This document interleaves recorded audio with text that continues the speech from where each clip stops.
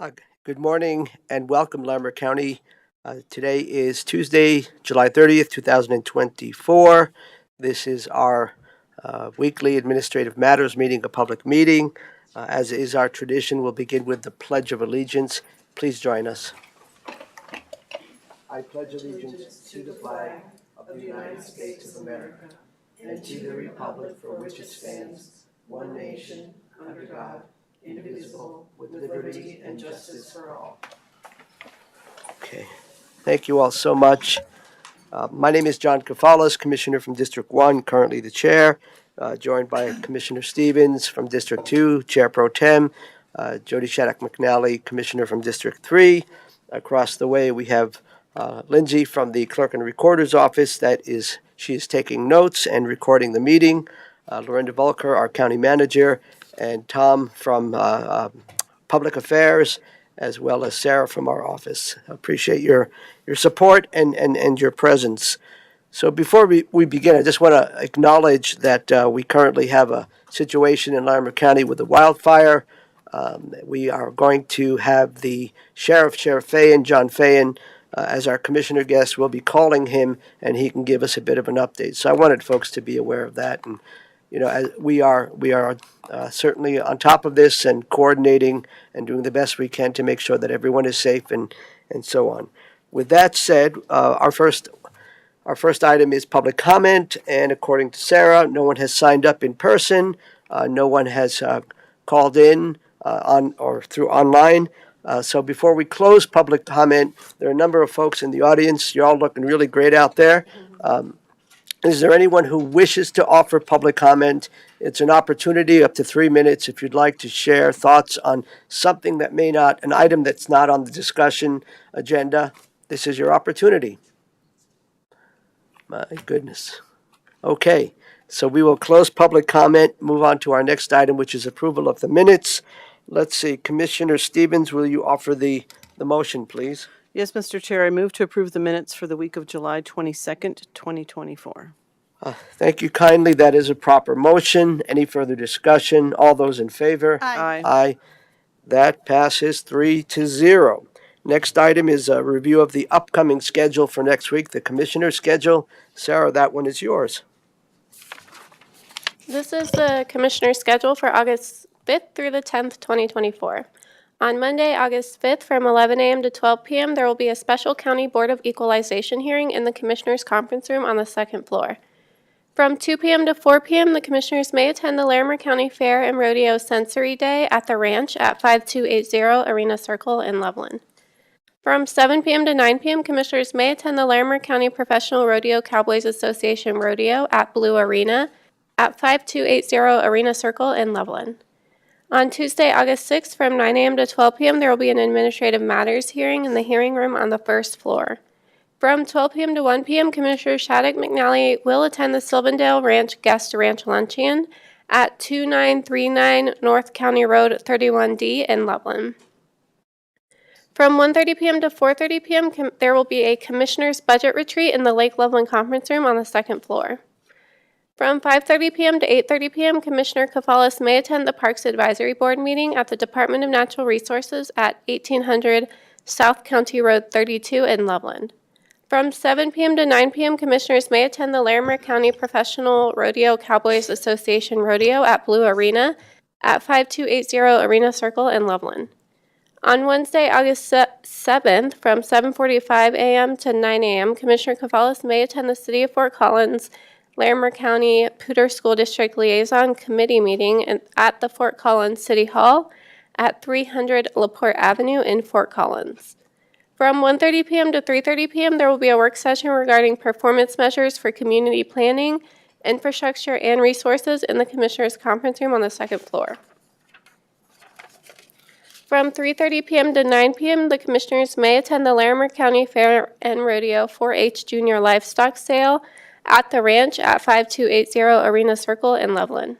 From 5:30 p.m. to 7:30 p.m., Commissioner Shattuck McNally may attend the Youth Action for Health Fentanyl Awareness Short Film Watch Party at the Teen Activity Center 212 at 212 West Mountain Avenue in Fort Collins. From 6:30 p.m. to 8 p.m., Commissioner Stevens may participate in the virtual North Interstate 25 Coalition meeting. On Thursday, August 8th, from 7:30 a.m. to 8:30 a.m., Commissioner Shattuck McNally will host Common Grounds for the Estes Park community. Topic will be announced prior to the meeting. This will take place at Kind Coffee at 470 East Elkhorn Avenue in Estes Park. From 7:30 a.m. to 10 a.m., Commissioner Stevens may attend the Fort Collins Downtown Development Authority Board meeting at Innisphere Ventures at 320 East Vine Drive in Fort Collins. From 10 a.m. to 12 p.m., Commissioner Shattuck McNally will speak at the United States Citizenship and Immigration Services Naturalization Ceremony at Moraine Park Discovery Center Amphitheater in Estes Park. From 11:30 a.m. to 1 p.m., Commissioner Shattuck McNally may participate in the virtual Larimer County Interagency Oversight Group meeting via Zoom. From 1:30 p.m. to 3:30 p.m., Commissioner Shattuck McNally may attend the Office on Aging Advisory Council meeting. It's a hybrid meeting. In person, it will be at the Larimer County Loveland campus at 200 Peridot Avenue in Loveland or virtually via Zoom. From 4 p.m. to 4:30 p.m., Commissioner Stevens may participate in the virtual Go NOCO 34 Transportation Management Organization Board meeting. From 4:30 p.m. to 5:30 p.m., Commissioner Stevens may attend the US 34 Coalition meeting. It's a hybrid meeting. In person, it is at the Weld County Administration Building at 1150 O Street in Greeley or virtually via Microsoft Teams. From 5:30 p.m. to 7:30 p.m., Commissioner Shattuck McNally may attend the Neighbor to Neighbor Home is Where the Heart Is benefit at Sweetheart Winery at 5500 West US 34 in Loveland. On Friday, August 9th, from 8:30 a.m. to 9:30 a.m., Commissioner Shattuck McNally may participate in the virtual Forest Health Council Legislative Committee meeting. From 8:30 a.m. to 2:30 p.m., Commissioner Kafalis will attend the State Board of Human Services meeting. It's a hybrid meeting. In person, it will be at 1575 Sherman Street in Denver or virtually via Zoom. From 10 a.m. to 2 p.m., the Commissioners may attend the Colorado Counties, Inc. Front Range District meeting at the Arapahoe County Fairgrounds at 25690 East Quincy Avenue in Aurora. On Saturday, August 10th, from 8:30 a.m. to 10 a.m., Commissioner Kafalis will host a community conversation for the LaPorte community.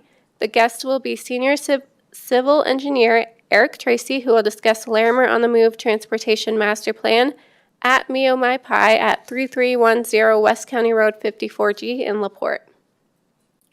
From 10 a.m. to 11 a.m., Commissioner Kafalis will host story time at the Larimer County Farmers Market at 200 West Oak Street in Fort Collins. And that's it. Thank you very much, Sarah. Commissioners, any questions, observations? Commissioner Shattuck McNally. Thank you, Mr. Chair. Sarah, thanks as always for all your work, and along with Melissa Farr, you guys do a lot to wrangle our schedules. I'm going to be attending maybe the Veterans Breakfast in Loveland at Golden Corral for the PAMVET. So it would be from 7 a.m. till probably about 9. And I think that's all. Thank you. Thanks. Thank you, Commissioner. Commissioner Stevens, any adjustments or thoughts? Yeah, I think that Commissioner Shattuck McNally and I are both on the CCAT EDI Interim Committee, and so we would have to post that meeting, which has been scheduled, I believe, for the Monday. Yeah, thank you, Commissioner. August. I forgot about that one, too. Thank you. I was going to say that, too. Thank you. Monday, August 5th from 8:30 to 10. So we'll want to get that posted. And then I have a meeting for the High Plains Boulevard Coalition that just got added right before the virtual North I-25 Coalition meeting. So that would be from 6 to 6:30 on Wednesday, August 7th. That is all for me. Thank you. Okay, thank you. Thanks, Melissa. I just have three quick comments. Sure. First of all, regarding the address of the Department of Natural Resources Administrative Services Building in reference to the Parks Advisory Board meeting on Tuesday, August 6th, I believe it's County Road 31. And it says County Road 32. Secondly, on the TAC 212 event regarding the Fentanyl Awareness Short Film Watch Party, I would also be interested in attending that. And then finally, regarding the Larimer County Farmers Market story time, it has me down as 10 o'clock. I can't be done in LaPorte at 10, and also appear at the farmers market instantaneously at 10 a.m. Therefore, if you could make sure that we communicate with the farmers market folks, that probably 10:30 to 11:30 is more realistic. Can do, thank you. Thank you. Great. Well done, as always. Yes. I'm sorry, for one other thing I forgot. Sarah, on August 7th, Wednesday, starting at 1 to 2, I'll be participating with the Colorado Attorney General's Regional Opioid Abatement Learning Forum that we have every month. And that's from 1 to 2 virtually. Thank you. Thanks.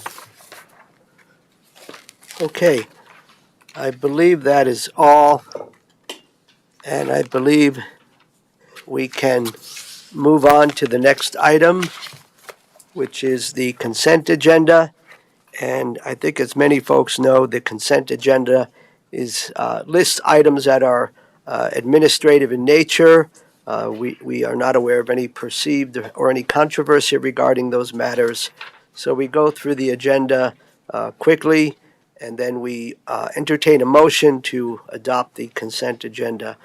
The commissioners do have the option of pulling an item off of the consent agenda, and if so, then there would be a more robust discussion. So just to be aware of that. Oh, and also the details of all these consent agenda items are on the website. They're posted. If you're interested in reading the details about various abatements and things of liquor license renewals, you're more than welcome to do that. So with that in mind, let me go through the consent agenda, and we'll go from there. The first category is abatements. There are 10 abatements. These are petitions for abatement or refund of taxes. The relevant tax year is 2023, and in all of these cases, it's a matter of the assessor's value has been upheld. So that is in regards to the 10 abatements that are listed. And again, if you have questions, certainly you can get that information. The next category is agreements. The first agreement is a professional services agreement, P22-01, inmate medical services. This is annual renewal of the agreement for inmate medical services at the detention center, the Larimer County Detention Center. The terms of this agreement are September 1st of this year through August 31st of next year between the county and Core Health LLC. The total dollar amount is approximately $11.8 million. The next agreement, also for jail services, this is between the Larimer County and Fort Collins. This allows and describes the terms covering the holding of municipal sentenced and pre-sentenced offenders from the city of Fort Collins by the Larimer County Sheriff's Office in the jail, in the detention center. Terms of the agreement, January 1st of this year through the end of the year, December 31st. Between the commissioners, the county, and the city of Fort Collins, total dollar amount is approximately $193,000. The next category is appointments, recommended midterm appointment, to the Prairie Ridge Estates Public Improvement District. Stephen Devlin, appoint Stephen Devlin to a midterm appointment to this PID beginning July 30th, 2024, which happens to be today. What do you know? And ending November 30th, 2025. So that's a midterm appointment. The next category, letters of support. We've had discussions about these matters. A letter of support, Bear Tract State Land Board, Stewardship Trust nomination. This has to do with a parcel of land. This was submitted by Natural Resources. So this is a letter of support for the nomination of the 640-acre Bear Tract State Land Board section into the state stewardship trust designation. The parcel is located within the county's Blue Mountain Conservation Priority Area, and adjacent other lands conserved with substantial public investment. In addition to its importance at a landscape scale, the significant natural and scenic qualities of the Bear Track parcel itself warrant the additional protection and management considerations offered by the Stewardship Trust designation. This is a letter of support. Moving on, liquor licenses, special events liquor license permit 6%. Liz Barnez at the Waterworks. That should be a fun event. This is special events permit 6% approval and issuance. Next category, miscellaneous. Request for approval to enter upon lands. This is submitted by our land stewardship folks in the Department of Natural Resources. This is to do weed mitigation, and it's from July 14th of this year through September 30th of this year. Second miscellaneous item, Larimer County Natural Resources Open Land Advisory Board bylaws, and update to the Open Land Advisory Board bylaws. Moving on to resolutions, which is the last category. Resolution establishing compensation for the District Attorney Investigator 1. This is effective February 8th of this year. This individual was hired as the DA Investigator 2 position. The biweekly salary for this position is approximately $3,000. The next is a resolution establishing county compensation for the DA Investigator 2, effective January 22nd of this year.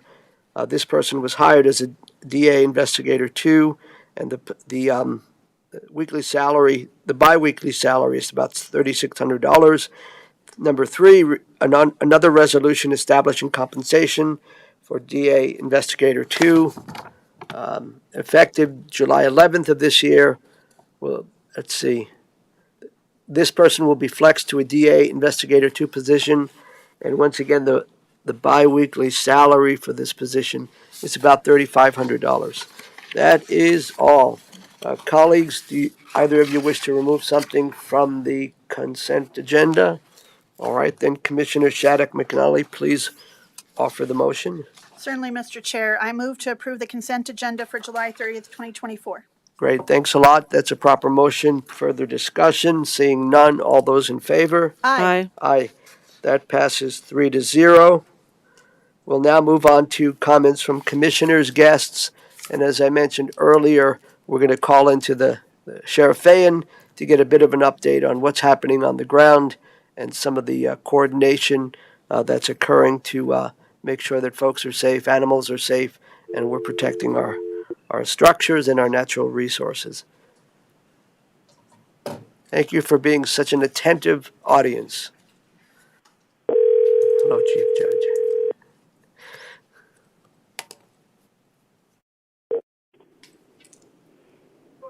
Good morning. Good morning, Sheriff Fayen. This is John Kafalis. How are you, good sir? I am well, Commissioner. Thank you.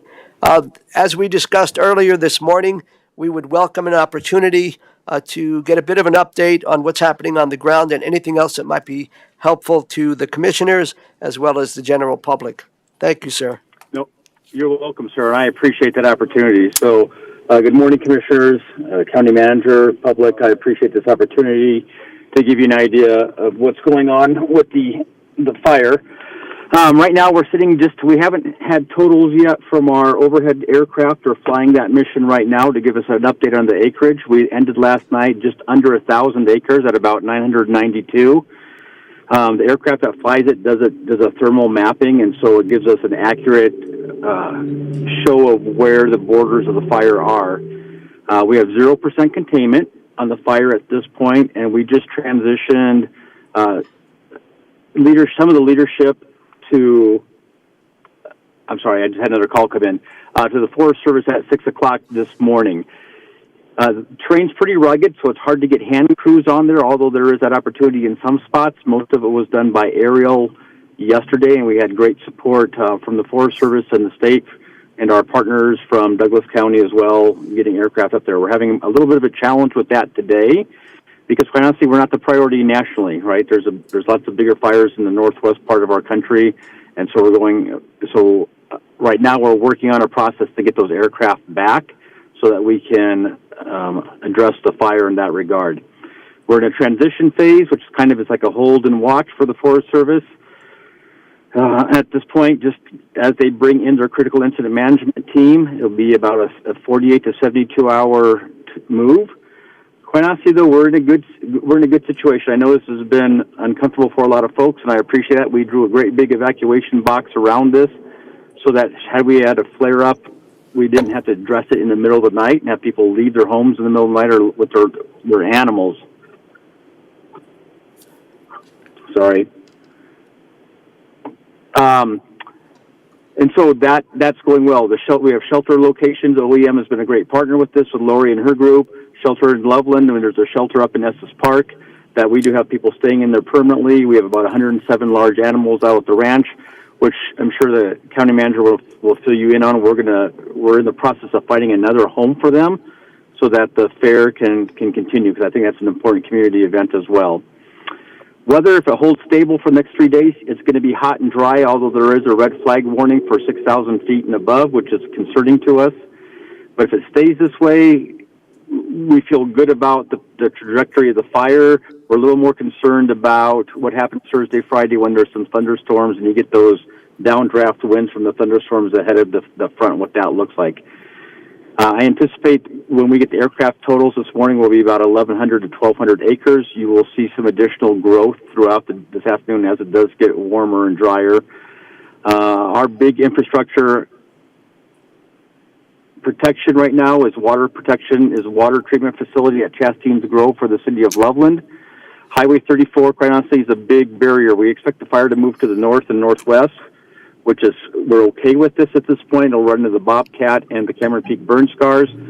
If it jumps to the south of Highway 34, that's a bigger concern for us for a variety of reasons. One, because there's a lot of unburned territory in there, and that doesn't have any burn scars, and so we'll see bigger evacuations at that point, as well as there's multiple pieces of critical infrastructure, including both fiber lines that feed Estes Park for their 911 service, as well as a high-pressure gas line that feeds the community of Estes Park that are in those areas. Right now, we feel good about where we're at. Of course, that can change at any moment at this point, but I appreciate this opportunity to address all of you in the community, and I'm probably missing the most important question that's weighing on your mind. So if I am, please let me know, and I'll be glad to answer what I can. Thank you, Sheriff. Thank you so much, good sir. So to confirm, do you have time to entertain a few questions that may come from the commissioners? Absolutely, please. All right. I'd welcome Thank them. you. Then I'll have a few comments afterwards. Commissioner Shaddock McNally, anything? Thank you, Sheriff Fain, for joining us today, and thank you, sir, to your emergency services and your crews and all the responding agencies for your service and your expertise, and just please be safe. We thank you for your very skilled response, and I know a lot of folks I've been keeping eyes on that have been evacuated felt it was very orderly and it was great contact. So I just wanted to say we appreciate you and your teams, and just let us know how we can be supportive. If people are wanting information, I know we have the website on the Larimer County website, but where else should they be looking to follow for information? I know you might have mentioned that, but I just want to repeat that again if members of the public have questions, because I'm getting a lot of questions, as you can imagine. So. No, that is fantastic, and I don't have that answer for you because our JIC is the Joint Information Center, so if people have questions, it's open from 8 o'clock in the morning to 8 o'clock at night. And unfortunately, I don't have that phone number sitting in front of me, but it's attached to every press release the Sheriff's Office does. So I'm sure it's on the website somewhere. I wish I could rattle it off from my tongue, but I can't do that. But if people have specific individual questions or needs, the JIC is the best place to do that, so the Joint Information Center. Appreciate that. And I didn't expect you to have exact phone numbers. I just wanted to send them to a website or an area. So the JIC is the best place to go. And I appreciate that very much. Thank you. Thank you. And I believe Commissioner Stevens has that phone number. Commissioner Stevens, Yeah, I was questions or information, please? Yeah, I'll just share that phone number for everyone, 970-980-2500, so 970-980-2500. I was just sharing that with somebody. That's why I have it handy. One of the questions, thank you, Sheriff. I want to echo the thanks that Commissioner Shattuck McNally gave you. And just one of the questions that I received this morning was for people in sheltering areas, are there any resources for people to get into a hotel instead of a shelter? Or is that something that people should ask that Joint Information Center, the JIC? So, no, this is a great question, Commissioner. I appreciate this. I've actually had this conversation with Senator Marchman this morning as well. So the temporary housing arranged for people are the shelters that OEM has set up. So Foundations Church in Loveland and then up in Estes Park. There are no plans unless the individuals staying at the shelters make them themselves to move people elsewhere out of those locations into hotels or motels or something else. We've arranged for, protection, food is coming. If there is an unmet need at a shelter that somebody is experiencing, they should talk to their shelter manager, and there's always somebody there to help answer those questions for them. Our hope is that the next big move is, and it's my goal to get people back into their homes as soon as we possibly can, but I can't do that with the possibility of, and I know you understand this, right, that we have to ask them to leave again, or we put first responders' safety in jeopardy to remove them a second time. So I get it. It would be horrible. I can't imagine being displaced from my home. There's no place else planned other than the shelter unless they make it themselves. And I want to get them back in their home as soon as I can. As soon as it's safe to do so, I will do so. Thank you. I appreciate that. And then I know people are wanting to know how they can help. And so is there a fund set up? I know that we don't want people just rushing to the scene and creating more chaos. So how can people help if they want to help? So again, calling that number that you gave, and I appreciate you giving that, the 970-980-2500. If you have if you have equipment or a service that you could provide, we are keeping track of those in conjunction with OEM, and if we need that service, then we actually have those resources to reach out. So we greatly appreciate that. If people are wanting to drop off food, and I know they want to, we are well fed. I mean, our firefighters burn a lot of calories. We're making sure that they can do that. But if you still feel that need, then I would say drop it off at the Larimer County Sheriff's Office, 2501 Midpoint Drive, and we will get it out to the first responders on scene, to our staff out at the ranch who are managing the large animals, to the shelters and all those kinds of things. Great. Thank you. Be safe. Thank you. Thanks, Commissioners. Sheriff, I think it's best if you get back to the work at hand. I want to express my gratitude, and unless, Lorinda, if you have any questions for the sheriff, otherwise I'd like to make a couple of comments after he signs off. Sheriff, thank you so much, and as my colleagues have said, be safe, and thanks for all the great work that you folks are doing. No, I appreciate it, Commissioner. You guys have been great partners, and this is an amazing community, so it's truly my honor and all of our honor to serve. So thank you. Of course. Have a great day. Take good care, sir. So I think we had a strategic leadership meeting this morning, and one of the things I wanted to comment on is that tomorrow at 3:30 we have a public meeting, and that's where the commissioners with input will be discussing fire restrictions in the county. I would point out that the fire is primarily in the National Forest, in the Roosevelt National Forest, and they're already under fire restrictions. But we will be discussing that tomorrow at 3:30. We'll also be considering or following up on an emergency declaration in a public setting as well tomorrow at 3:30. I think that's all I wanted to mention. Lorinda, are there other things that we would like to share with folks?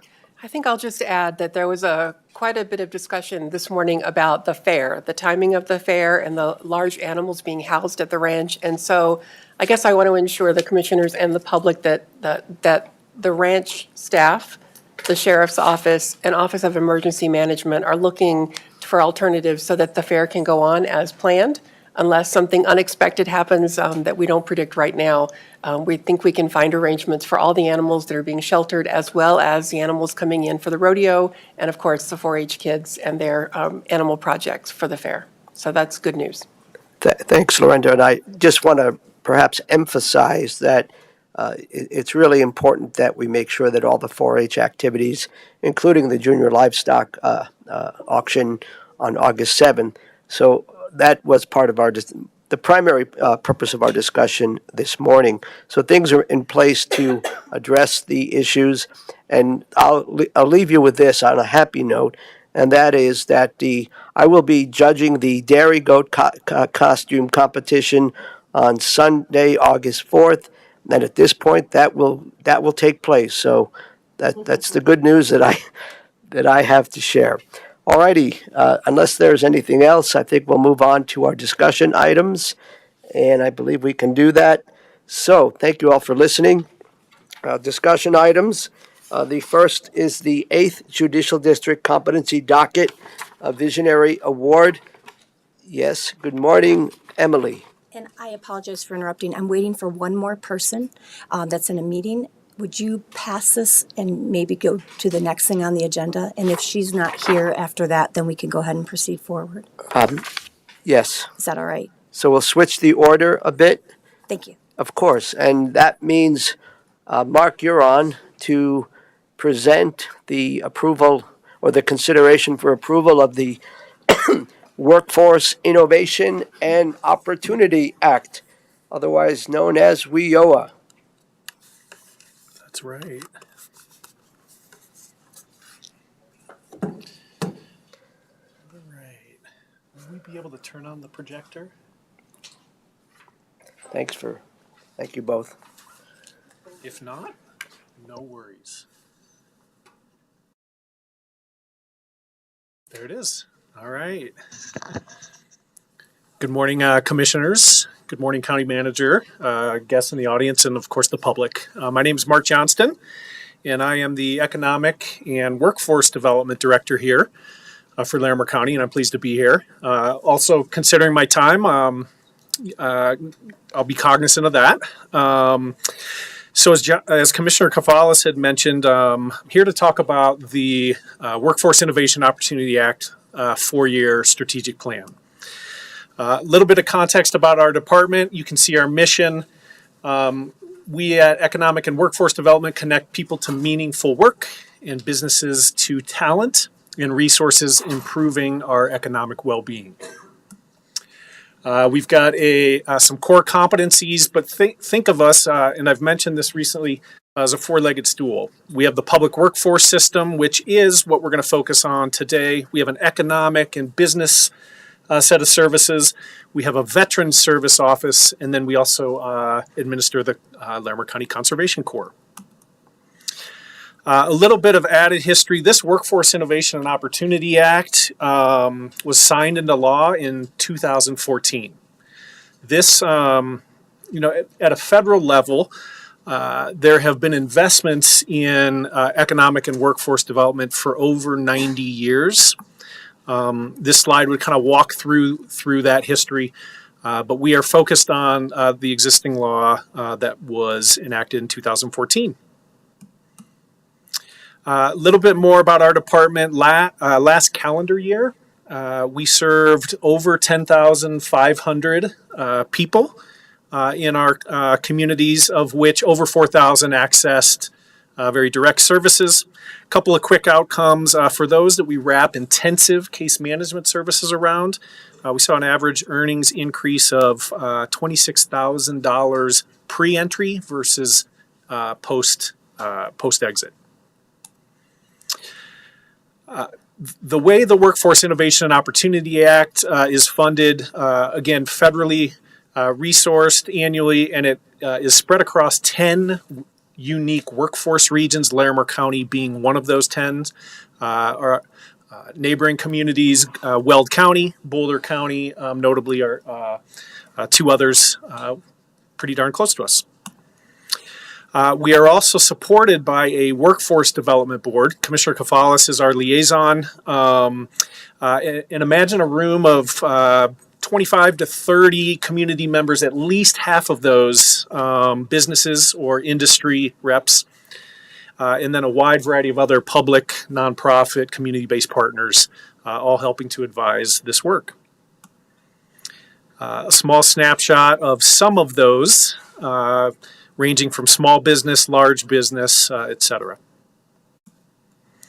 I think it's also important to note that our work is supported and advised through sector partnerships.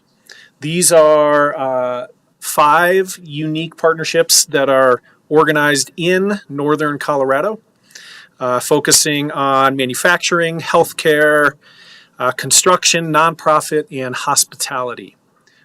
These are industry-led, business-led.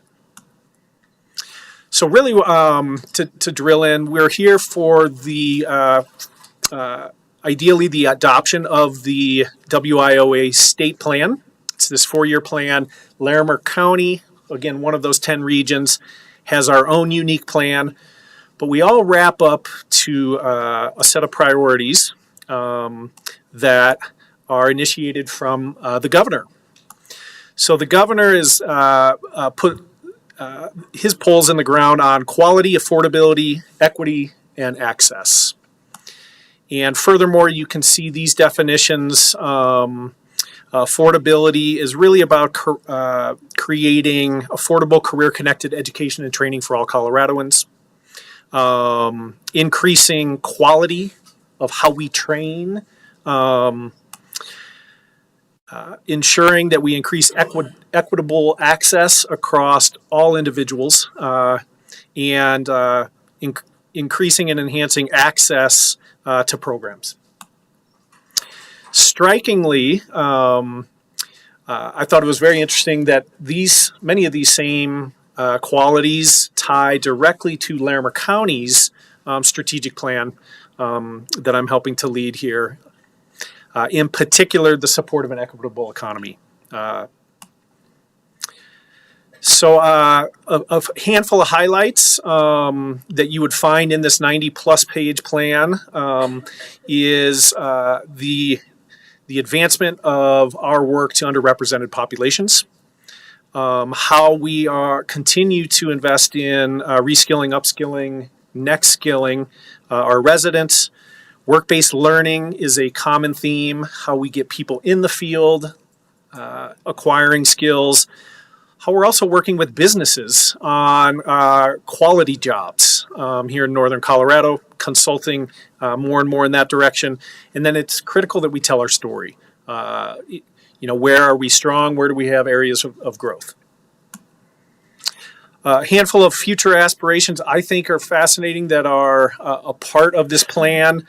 Learning and employment records. As a matter of fact, this afternoon I'll be on a national chamber call to talk more around this concept of the worker having a digital wallet and the business being able to access that wallet to verify education and skills that are learned on the job. Could be transformative in how businesses hire in the future. Additionally, the public workforce system in Colorado is being modernized. Larimer County will be the pilot region to roll out this new software technology that really is the labor exchange of bringing businesses together with talent. So we're thrilled about the modernization. This is about a 25-year system.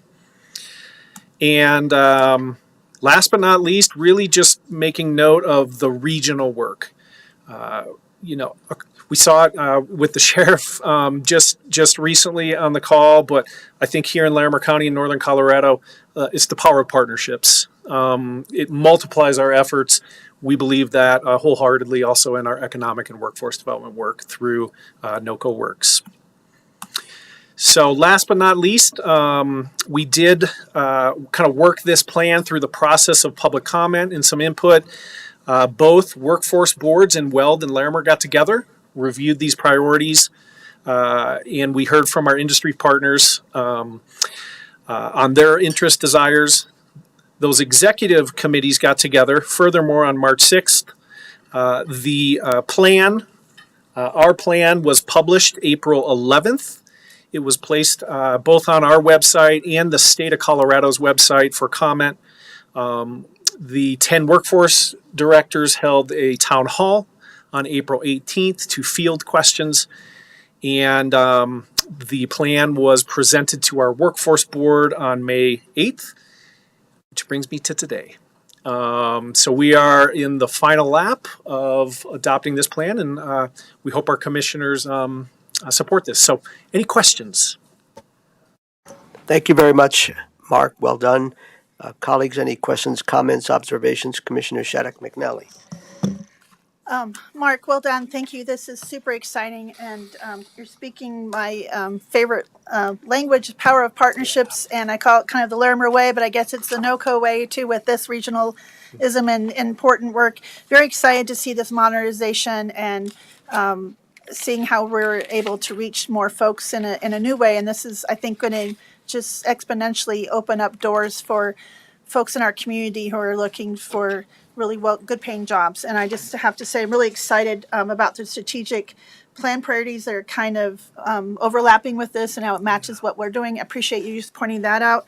And I just want to say, I can't be more thrilled about this. We really need to keep our good paying jobs and open up more opportunities for folks to be able to live in this beautiful place, work where they live where they work, excuse me. And I just want to say I fully support this and just thank you for being here today.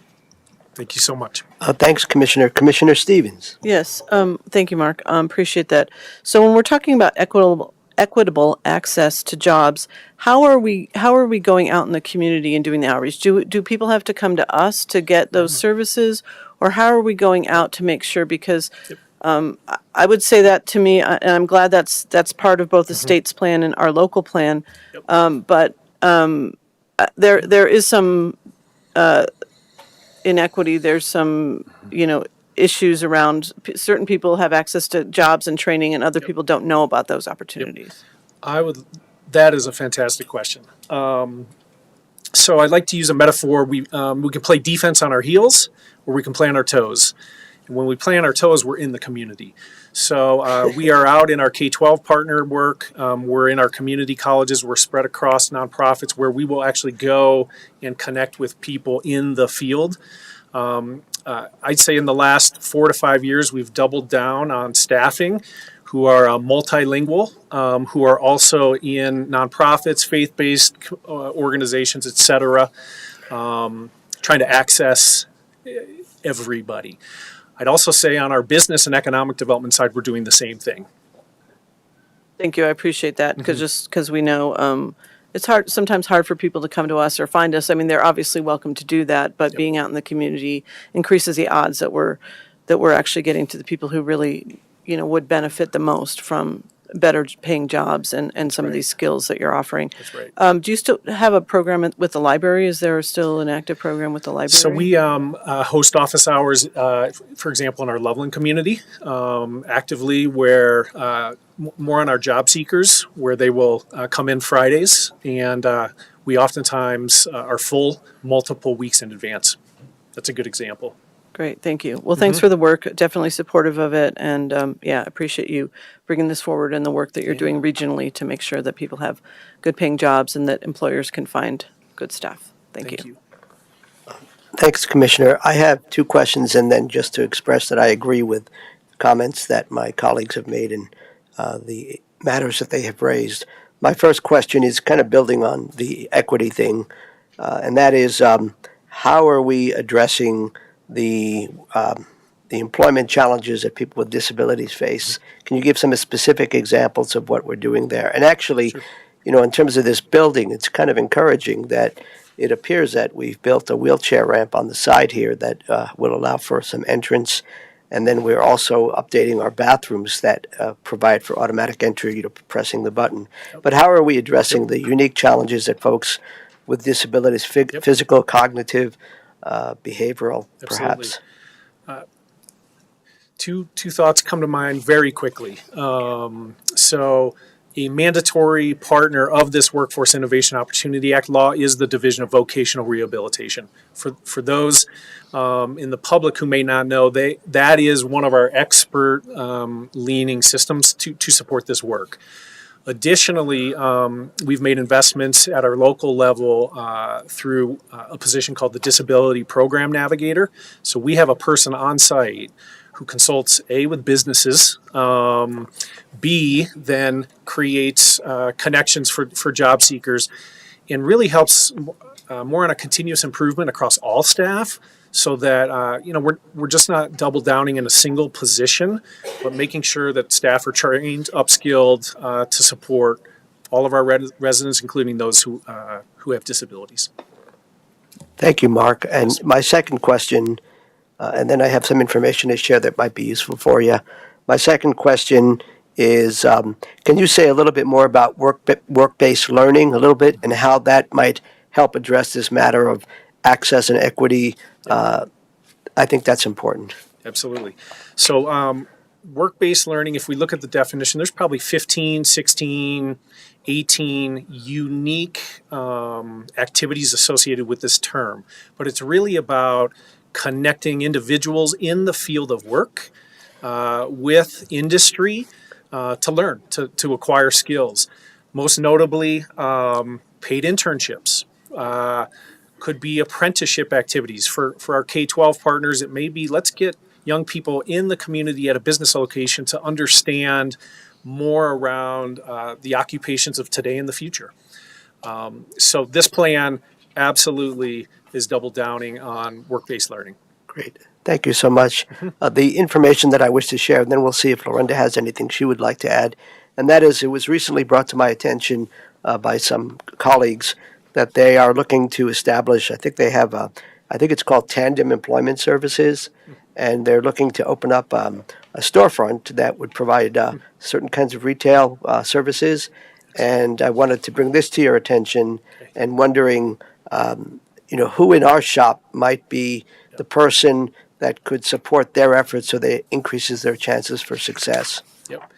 So that's where I'd love to learn more. Let's start with me, and then I'll make sure we triage them to the appropriate folks, figure out how we can wrap our services and complement the work happening. Thanks, Mark. You're good. Sir. Thank you, sir. Please.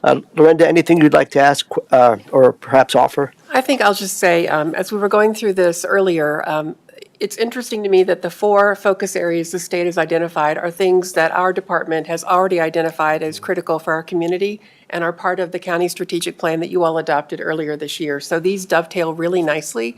It doesn't create new work or a different focus. You all have already gone there and identified this through your outreach in the community. So I think for the public, this is not forced work. This really does make sense for our community as identified by both job seekers and by businesses hiring folks to work for them. So great work. Thank you. Great comments. And as I think Commissioner Shattuck, McNally, and others have often said, Larimer County is generally ahead of the curve on these matters. And for the next discussion item, we'll see another perfect example of that. So with that, I believe I'm keeping score here. I think, Commissioner Stevens, you are the one to offer this motion. Thank you, Mr. Chair. I move to approve the Larimer County Economic and Workforce Development Local Plan for Program Year 2024 through 2027. Excellent. Thank you, Commissioner Stevens. Any further discussion? Before we vote, just a comment that the full 90-some-odd page report, in addition to these slides, is available on our web, in the packet that we received, and so folks should be aware of that. Again, if they need some reading material, besides reading about abatements and liquor license renewals and all of that. So that is my further comments. All those in favor? Aye. Aye. That passes 3-0. Thank you. Thank you. All right, we'll now move on to the 8th Judicial District Competency Docket Visionary Award, and we're happy to welcome one of our great colleagues. Good morning, Commissioners. For the public, my name is Emily Humphrey, and I'm the Director of Community Justice Alternatives. Very excited to share some news with you today about our incredible competency team that's sitting behind me. In May of 2021, the first competency docket in the state of Colorado began in the 8th Judicial District, Larimer County. This docket and the services provided by this team supports individuals with often severe and persistent mental illness that find themselves justice involved without the ability to navigate the criminal justice system. Far too often, we have individuals with mental health concerns that enter the system and do not understand how this complex criminal justice system works and are unable to navigate it. They traditionally would languish in jail, awaiting an opportunity to go down to the Colorado Mental Health Institute of Pueblo for an evaluation and restoration services. This would keep individuals in custody for many months on often very low-level offenses while their mental stability continued to diminish. Recognizing that this process needed to change, Judge Blanco envisioned a competency docket that would streamline the competency process, utilizing one courtroom with one judge and one weekly docket, ensuring that individuals would not slip through the cracks. To make this docket successful, it needed the right team of professionals around the table that supported this population, had trust in one another, and supported the efforts for those with mental health struggles that find themselves just as involved. That amazing team is sitting right here. This team consists of State Judicial, Community Justice Alternatives, Summit Stone Health Partners, the Office of the Public Defender, the District Attorney's Office, Larimer County Sheriff's Department, Bridges, Core Health, the Forensic Support Team, and Homeward Alliance. And I'm sure I'm missing someone. If I am, I'm going to apologize ahead of time. Since the inception of the competency docket in May of 2021, through the end of 2023, the team has served over 329 individuals. 117 cases were dismissed. 35 individuals were diverted from inpatient services, and over 800 services were provided to individuals to include basic needs, supervision, behavioral health, medical, communication, technology, and housing. This could not have happened without the vision of Judge Blanco and the tireless efforts of the team that sits here today. Since the inception of this docket in May of 2021, 10 more dockets have been created across the state, emulating what was created here and developed in Larimer County. On July 16th, the state had its first behavioral health and competency convening conference. At this conference, this amazing team was awarded the Visionary Award. And this was a surprise. We did not know it was coming. And here's the award. It's absolutely beautiful. The award reads 2024 8th JD Competency Docket Visionary Award. Your vision started a movement. Thank you for leading the way. Today, we celebrate this incredible group because they are making a difference in so many lives each day and positively supporting our community. They truly started a movement and they continue to lead the way. Thank you for allowing us to celebrate them today. Now, I'm going to pivot just a little bit. I want to ask Judge Blanco to come up and speak on behalf of this amazing team and bring the entire team up for a picture. But before I do that, I'd like to have Heather O'Hare come up. Thank you, Emily. Good morning, Heather. Good morning. I'm Heather O'Hare, the Human Services Director, but I'm joining you this morning as the Chair of the Community Corrections Board, and I am excited to share with you and to share with Judge Blanco that Judge Blanco has also been selected as the 2024 recipient of the Conrad Ball Award for her work in the Competency Court.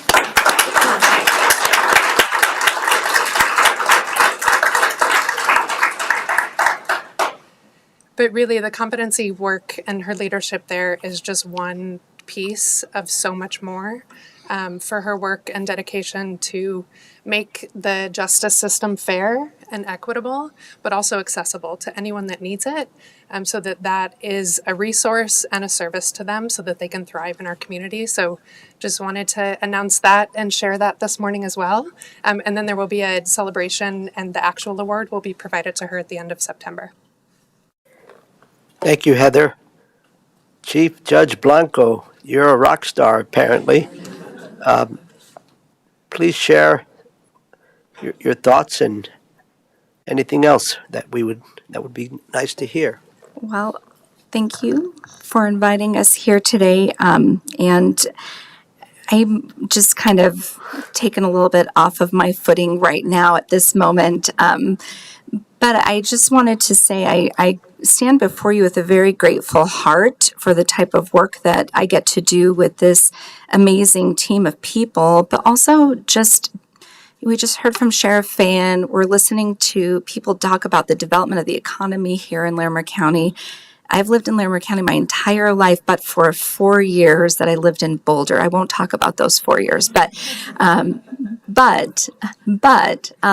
it's a beautiful community, and the Competency Court, it's another branch of what it is that we do really well up here. And, you know, being the first to lead the way is not surprising when I listen to that we're going to be piloting something for equity in our economy and helping people in the workforce. It doesn't surprise me. We're just kind of known for doing it well and doing it as a team. And that's kind of what the Competency Court was all about. So I do want to take a moment just to thank you for acknowledging and taking a moment to really help us express gratitude to all the partners here. I was going to start with Emily and her work with criminal justice alternatives. Her leadership and the support of Jean Klavansky, they were the first, Emily was the first to write the grant in all of Colorado to have even money come in to have a program like this and support the vision. The pretrial services people in Larimer County modify how they work with the people on our docket and support basic needs. The Community Corrections Program has opened their doors. Tim Hand helps people receive substance addiction treatment, even if they have not pled guilty to anything, just so that they can receive support. Sheriff Fan opens the doors of the jail so that Summit Stone can go in and stabilize people on medication. Larimer County has an unwavering dedication to creating pathways for rehabilitation over punishment and being instrumental in shaping a more just and compassionate system. And then for the DA and public defender's offices, they're working outside of their traditional roles. This is not normal that you see a DA and public defender come to the table to collaborate, and no one has even pled guilty. It's not a treatment docket. Their ability to see a larger picture than a traditional adversarial system should be commended, and that is not something that you find. People come from all over to study how this docket works, and it's the DA and public defender that are very instrumental because they're so open-minded to trying something different. And then there's Summit Stone Health Partners, and we can't overstate their contributions. The mental health services and support are crucial to the success of the people on these dockets. Their partnership helps those who come through our doors receive holistic care, rebuild their lives, and integrate into society as healthy and productive citizens, including their dedication to have a doctor that sees people in the jail and continues to see people when they get out of the jail, so that people in our community don't have to see multiple service providers, multiple doctors, and medication adjustments happen with a great deal of thoughtfulness. That's a big deal for people, and they shouldn't receive less than services because of the circumstances life has brought them in. And then finally, the Larimer County has case managers, and then we have partners at Bridges. They help connect people with a lot of resources and supports they need and bridge the gap between the judicial system and the community. Their work ensures that the participants have the tools and the opportunities to succeed beyond our courtroom. And so it's really a whole collaborative effort that brings everybody to the table. And Emily mentioned even more of the partners because it's just a whole network of people who care to just help folks who are vulnerable and fall between the cracks in our community. So I'm very excited. I'm very humbled. I'm glad to get to be a part of this amazing team. And I think that we are going to all hopefully come forward so that they can all be recognized for the amazing work that they do. So thank you. Thank you, Chief Judge Blanco. Well said. But before we do the photo op, unless you have other folks who want to speak, but I imagine the commissioners will have some questions, comments, or observations, perhaps Lorinda, and then we'll do our photo op thing. Commissioners, any questions? Yes. How about Commissioner Stevens, please? Yeah, I don't have any questions. I just want to just say thank you to everyone who's in the room who participates in this program and who has made this a reality. I'm so glad that other people are adopting it. But I'm really proud that you guys did it first, because it is a compassionate way, as Judge Blanco said, to really help people who have who have severe mental illness and also have gotten caught up in the criminal justice system. And as we all, we hear from the community all the time that they want to see criminal justice reform, that the way the way we did things in the past doesn't work. It's not equitable, it's not fair, and it's not right. And so for you all to work together, and it's a big team, and so to work together to really make this happen and to really change people's lives is remarkable. And you just more than deserve this visionary award. Congratulations, Judge Blanco. There were a lot of great applications this year, and but I mean, this work stands out for sure, and the work that you do to make a more equitable system stands out. And so, just thank you for everybody who's involved. Thank you for your work. It's not easy work, I know, the work that you do, but man, it really is life changing. So, bravo. Thank you. Commissioner Shattuck McNally. Thank you, Mr. Chair. I'll look in a few things, but I just want to first say congratulations to Chief Judge Blanco. It is an honor to know you, and I really appreciate the work you're doing. And it is an honor that you swore me in to take my tenure over as the first woman to hold this seat. And so I kind of look at that picture and think about how lucky I was that day. That was the first day I met you. So just wanted to say I hold you in high regard, and congratulations on this very prestigious award, well-deserved recognition. And, I think you all said it so eloquently and comprehensively, and you all shared about this is because of all these people in this room. Every single person coming together to focus on this mission. It takes a village, it takes a team, it takes this collaborative effort. And I'm very proud of Larimer County leading the way with this. We're leading the way with lots of other things with behavioral health, and we're focused on serving our residents and, as you said, a just and compassionate way. And I was looking at your, mission statement for this program, and I think it's really important to say that, you're improving historically ineffective processes and cases, and that, you're streamlining this and really focusing on helping the defense in the expedited access to the services and support they need, instead of the punishment. Is helping folks get that care. And I just think you rightly articulate how it is very unusual for a DA and a public defender to collaborate, and also with the judges. And I think overall, thinking about Emily's portion and everyone in this room, every single person has such an intricate, important piece for this to be successful. All of you, the success of this is all of you deserve this recognition, because it would not be happening and be so as effective and helping others if you all didn't believe in the mission and put that energy and effort into that, because I'm sure it's draining. You guys are very busy across the street, and we appreciate all the work you do. I can't say enough about the work that you do and how proud we are, and really proud to partner with you all. We talk about the power of partnerships. We already talked about that today. I call it the Larimer way, but now we have also the NOCO way, because we know this is helping in so many ways. And just want to say congratulations. Really glad to have you here today. Look forward to celebrating you soon with the Comrade Ball Awards. And congratulations to you all. I'm just really proud of to be associated with all of you, and thank you for your work. Thanks, Commissioner. I have a couple of comments. First of all, I appreciate all of you, and so thank you for your amazing work and all of that. Absolutely, and it's not to diminish that. I hope you can feel that and understand that it's genuine coming from all of us.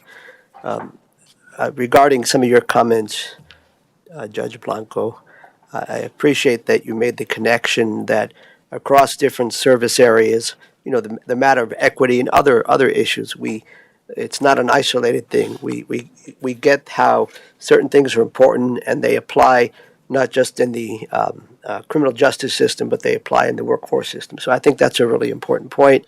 Second thing I wanted to say is regarding the Judge Conrad Ball Award. It's a big deal, and if you Google that, you'll understand the history. And when we have the evening event, we'll know more about that. That's really important. I was surprised that you haven't gotten it already. So I'm glad that's happened. I think it's well deserved. And I think my third point, or comment is, for those of you who may not know, back in the spring, Chief Judge Susan Blanco was one of the speakers, presenters at the TEDx Mountain Avenue. And there she talked about the story, the journey for looking at why we needed a competency court, a community-based solution. And she also shared a lot. I don't know if it's your grandma or your mom. Is it your grandma? And how the grandma taught the chief judge much about preparing wonderful Persian meals and something about radishes. And I'm here to say that I just planted another crop of radishes. I hope this batch will be better, and we'll see if we can provide you with some radishes later on this year. I think that's all I have to say. Lorenda, anything you'd like to add, please? I think I'll add, because there's so many folks in the room from across the community. You all came together to solve a problem. You didn't come together to get this award. Your work is being noticed. I counted, as Emily was talking, at least 8 agencies, if I got them all, sat down together and tried to figure out how to help people in our community get through these kind of difficulties. It's wonderful to see that recognized, because you didn't do it to be recognized. You did it to help the community, and I think that's what makes it stand out so much. That is unique. And Judge Blanco, the Conrad Ball Award is for the person who makes a major contribution to community justice in our community. It feels very fitting that these two come hand in hand together. You have done great work and been a leader in this area. Even before you were Chief Judge, you were committed to this work. So to everyone in the room and those who are not here, please, this is wonderful. Congratulations. There'll be a photo. But keep having that vision. I think that's what makes Larimer County a special community. Keep growing, keep pushing forward, keep being innovative, and identify issues in the community that are going unaddressed, and let us work on them. Thank you, Lorenda. Anything else, Emily? All right then. Is there? Just love to have them all come up. So we'll pause, and respectfully, we would invite you to join us, because if I have to be in the picture, you all have to be in the picture.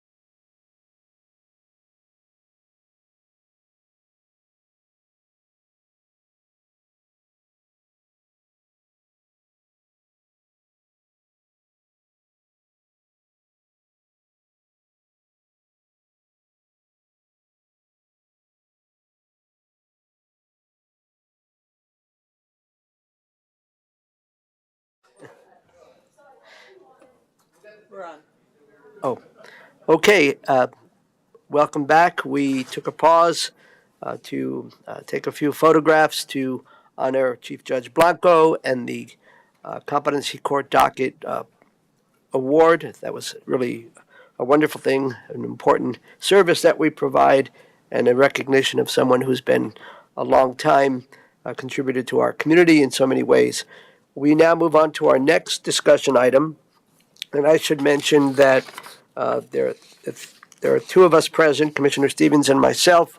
Commissioner Shattuck McNally had another engagement, I believe, and so we are now, give me a moment, discussion item 3 regarding land conservation partnership and expenditure of open space funds. Welcome, colleagues. Thank you. Good morning. Megan Flanagan with the Natural Resources Department and Justin Gore with Natural Resources. And we're here today to talk about a couple partnership projects. The first is being led by the City of Loveland. And it's within our Foothills Conservation Area, which is really in the separator between Fort Collins and Loveland. And this is an area where we, over the past 25 years or so since the open space sales tax initiated, where we've accomplished quite a bit of work. We've conserved over 3,500 acres with a variety of partners, but primarily the City of Fort Collins and the City of Loveland. And this project is an addition to what the City of Loveland now manages as Prairie Ridge Natural Area. This would be an additional 140 acres at the southern end along Taft Hill or Wilson, if you're on the Loveland end, and west of 57th Street. And so Prairie Ridge Natural Area was purchased back in 2007. It's managed by the City of Loveland, but co-owned by the City of Fort Collins and Larimer County. We hold the conservation easement. This 140 acres is being purchased from the same family who the City of Loveland purchased the original Prairie Ridge property from. On the 140 acres, the city plans to manage it as part of Prairie Ridge Natural Area. There'll be a trail connection through it down to the intersection of 57th and Taft-Wilson, ultimately. And really, the primary conservation value is to add an additional buffer to what's already conserved. There aren't a whole lot of additional opportunities in the separator to conserve land. This may be one of the last pieces. Most of the property to the south and to the east is slated for residential subdivisions currently. The property's in dryland wheat production. The city's going to be extending a lease they have for an additional 10-year dryland wheat production lease. The acquisition cost is right at $6.72 million, which is about $48,000 per acre, and which is expensive acquisition, right? Being down in these really highly developed Front Range locations. Fortunately, it is probably the last piece. So the City of Loveland is going to be partnering $3.4 million, Fort Collins $1.68. They received a Great Outdoors Colorado grant. In the same cycle, we received our grant for the purchase of the Blue Mountain property, and it was for $1.1 million here. They received a private donation of about $100,000 and have asked Larimer County to partner $400,000. We will also hold the conservation easement on this additional 140 acres. So today we're looking for I wanted to share, we did take it to the Open Lands Advisory Board, who recommended moving forward on this project to you all. And I believe we brought it to you in an executive session back in, I think it was May, and nothing's changed since that time except that they were awarded the GOCO grant. So we're here today for an action item for you all to move forward on this contribution of $400,000 to the project. Thank you, Megan. Justin, is there anything you wish to add, sir? Not much else. If you do, you got to get closer Right. to the mic, please. Yeah, Justin Core, senior land agent. So the only addition that I've got is this: that there's an IGA related to this that spells out the details of our funding contribution and the conservation easement that the county will hold. that's something that you'll see on a consent agenda in the next week or two. Great. Thank you, Justin. And of course, IGA is Intergovernmental Agreement. Thank you. Let's see if Commissioner Stevens has any questions, comments, observations. Thank you, Commissioner Kafalis. Just thank you for bringing this forward. This is a great piece of property. Like you said, I think this is probably the last bit that we'll be able to get that wouldn't be developed. And it's really nice to look out at that stretch when you're, on Taft Hill and be able to see that open space, that's contiguous is really important to have that buffer. So it's pricey, but I think worth saving that last bit of land that we could save in between the communities. And so just thank you for your work, Justin and Megan, on this. I really appreciate it. Thanks, Commissioner. I'd like to offer a couple of questions. Hopefully that'll be quick. First question is, why is it important to have community buffers, community separators? Yeah, it's a great question. That as a priority was identified when we went through our open lands master plan from the public as well. And what we heard is, that sense of community that comes from having a separation so towns don't grow together and you lose some of that community identity, I think was one of the important values we heard. In this area, the other value is the scenic corridor to the mountains. So as most of us have driven through that separator on Taft or even Shields or College. And as you look to the west, it keeps that uninterrupted view to the foothills and beyond. These properties are also, some are under dryland wheat production, but a lot have been restored now to shortgrass prairie or foothills grasslands. And so there's some great habitat value we're adding, as well as some climate outcomes. So sequestering carbon is a big one with that conversion, as well as soil and water quality. Thank you, Megan. I just two more questions, if I may. Yeah. One is, could you highlight some of the key aspects of the sales tax fund, the source of the money for what we're considering the help preserve open space sales tax, where that comes from, and perhaps how we manage it, how we, and that sort of thing, just a little bit.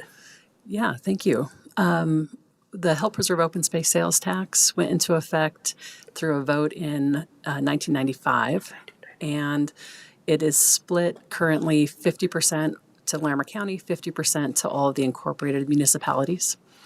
And the ballot language specifies how the county can spend our portion of the tax. At least 35% goes towards land conservation, whether it's fee simple purchases such as this or the purchase of conservation easements. 50% goes towards long-term management of the lands we've conserved or capital construction on those properties, things like trailheads, trails. And then 15% is discretionary between either of those two buckets or towards capital projects at the Bureau of Reclamation reservoirs that our department manages for recreation. Thank you.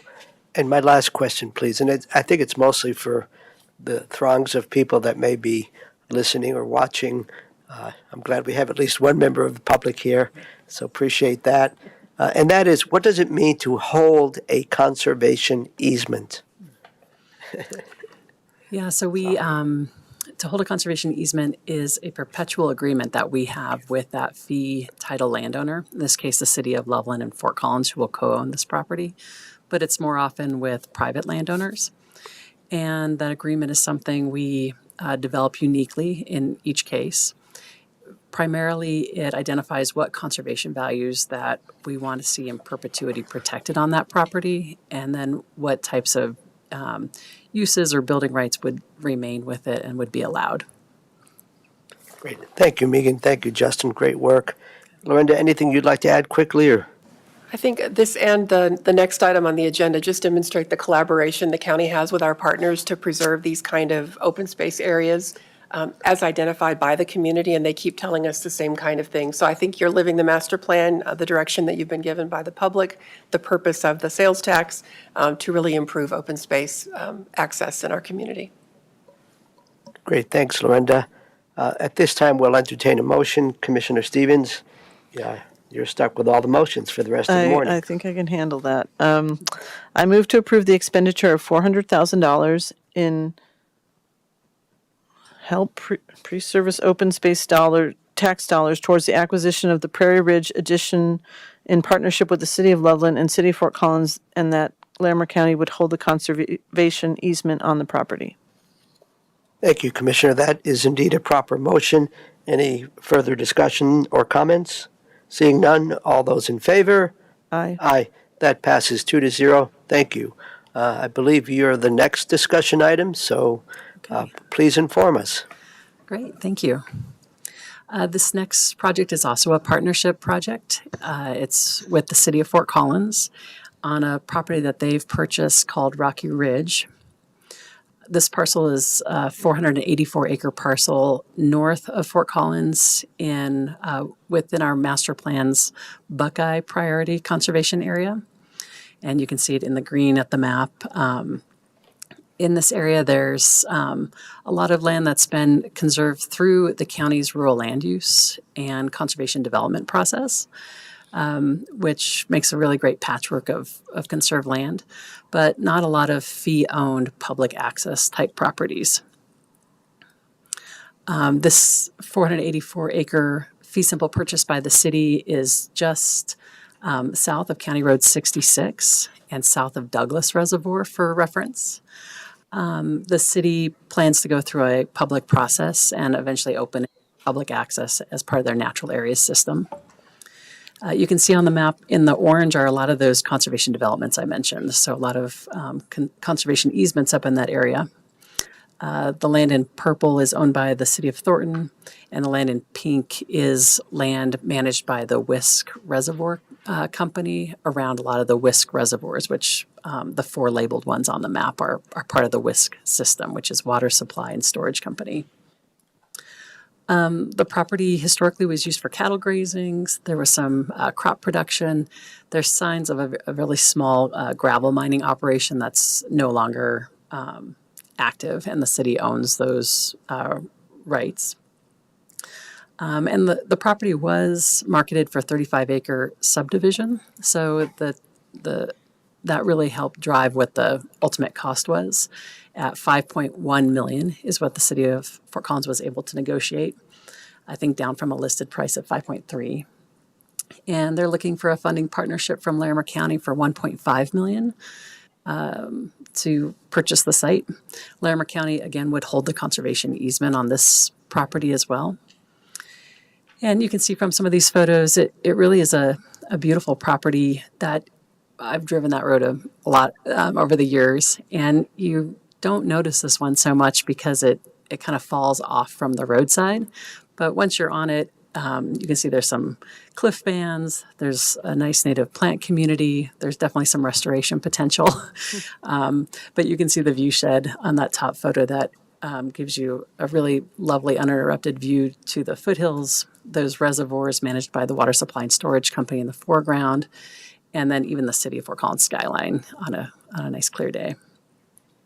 So again, the Open Lands Advisory Board heard this last week and recommended made a recommendation for you all to consider for $1.5 million from our open space sales tax towards this partnership, and again, to hold the conservation easement. Did I miss anything? Okay. Thank you. Thank you once again, Megan. Commissioner Stevens, any questions or comments, please? No questions, just thank you for bringing this forward as well. Just appreciate those partnerships that we have with the municipalities to be able to preserve these great pieces of property. Yeah, this looks pretty special, and I'm really happy to support this today. Thank you for bringing it forward. Yeah, yes, and I would just simply add thank you, of course, gratitude, and this is yet another example of being good environmental, natural resource, land stewards, as well as good stewards of our fiscal financial resources. Anything you got, Lorinda? Okie doke. Then we'll move on to the motion. Okay. I move to approve the expenditure of $1.5 million in help preserve open space sales tax dollars towards the acquisition of the Rocky Ridge property in partnership with the City of Fort Collins, and that Larimer would hold the conservation easement on the property. Thanks, Commissioner. That is a proper motion. Any further discussion? Seeing none, all those in favor? Aye. Aye, 2-0. Congratulations. Have a great day. Thank you.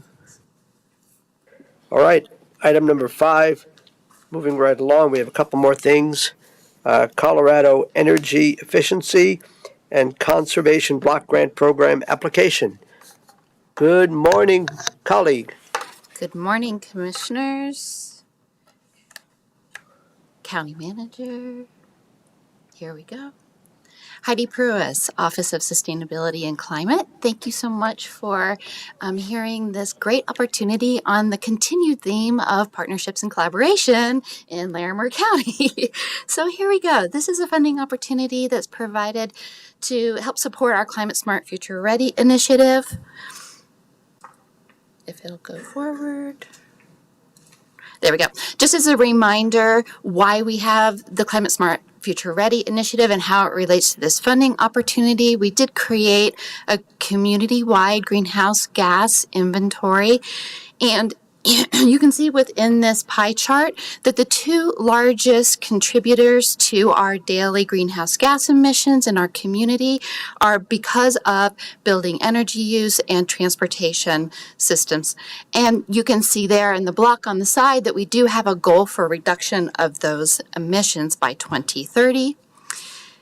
This graph highlights why it is that we have put the components into this graph, into this grant application that we have. So on the left-hand side, you can see that our community contributions to our larger Larimer County system are comprised of these different municipalities and the unincorporated area in Larimer County, but you will notice that we do have some of our municipal partners that are missing from this list. So we're seeking to add Johnstown into this graph. On the right-hand side, you will also notice that Estes Park is highlighted as the municipality with the highest emissions per capita by community, and that is because they have 4.5 million visitors every year into their community. So these two graphs highlight the reason for the items in this grant application. The grant application is provided by the Colorado Energy Office per the Energy Efficiency Conservation Block Grant Program. The state was awarded $1.8 million to assist local governments with capacity building and regional collaboration, that's key, for greenhouse gas emission reduction. This grant allows for 3 years of funding for that capacity development, and no matching funds are required from us. I just want to highlight, though, for you, these funds are not available for project or implementation costs. So this is strictly a capacity building grant that does provide some technical assistance ability, which we'll try to take advantage of. In this proposal, we have two positions highlighted. One staff position to support Climate Smart Future Ready, specifically with regard to the 6 action teams that are addressing that building energy component and the transportation component that you saw in that greenhouse gas graphic on the first slide. The second position then is specifically to support the town of Estes Park as they are seeking to develop out their own climate action plan. We will be addressing some technical assistance components, one for the town of Johnstown to highlight the greenhouse gas emissions from that community and their operations to allow them to take the next step in engagement, and also the greenhouse gas inventory for the town of Estes Park. Both of those positions that will support this work will be managed through the Office of Sustainability and Climate here at the county. A little bit more detail, and this is my last slide, so it's an easy presentation. So this has just a little bit more detail. The staff position for the Climate Smart Future Ready plan will support 6 action teams. They are identified in that second bullet that over the next 5 years of this plan, they are working on actions that require some inventorying of different data sets from plans that already exist today, or maybe plans that don't exist today and we need to gather additional data. It requires some survey of what is happening among our community partners and what it is that they need so that we can help them meet their needs. And these teams, while they have been very active in working, they are hosted by what you might have noticed in the appendix of the application, which is more than 30 partners are engaged in these 6 teams alone. And they have day jobs too. So we all need a little bit of support to do these things that are collaborative, that are regional, and that do require a little bit more information gathering. So that's what that position will do over the next 3 years, is support those specific 6 teams, as well as assist the technical assistance piece for the town of Johnstown for creating their greenhouse gas emission inventory and getting that integrated into the Climate Smart Future Ready plan. The second position for the town of Estes Park will be dedicated to the town. They would like to create an advisory board, conduct their own operational greenhouse gas emission inventory that will help both of those things help to inform the development of their own climate action plan. Begin to get that underway, and in the 3rd year of implementation of this grant, really seek to understand what does the future look like as far as capacity building for the town to continue the work. Finally, I would just like to highlight that the initiatives within this grant opportunity and Climate Smart Future Ready align with the strategic plans of not only Larimer County, but of these 2 towns, the town of Estes Park and town of Johnstown as well. So we're excited to have all of this come together in this application, and we'll hope you'll support the application. Thank you very much, Heidi. Commissioner Stevens, questions, comments? Yeah, well, first of all, thank you for continuing the partnership. Today has really been all about partnerships, and the previous 2 items talking about sequestering carbon is, we're all working in tandem on these things. So one of my questions is sort of how did this come to be? I mean, I'm excited that Johnstown is participating. Did they approach you? How do we get involved with them in particular? Because Estes Park is more of a clearly they have emissions issues and greenhouse gas emissions, but I didn't know about the relationship with Johnstown. So maybe you can elaborate on that. Yeah, thank you for the question. Climate Smart Future Ready has been very fortunate to have an executive team that has members across our jurisdictions throughout the county. Johnstown is one of those municipalities that's been participating in our executive team and seeking this way. How do we get engaged? So when this opportunity came about, which kudos to the state of Colorado's energy office, who has been listening, that capacity building is something that we're all struggling with in addressing these programs and taking advantage of not only the state programs, but the federal programs and how we collectively address greenhouse gas emissions. So they heard the capacity building. I put this out to the executive team, and Johnstown stepped up.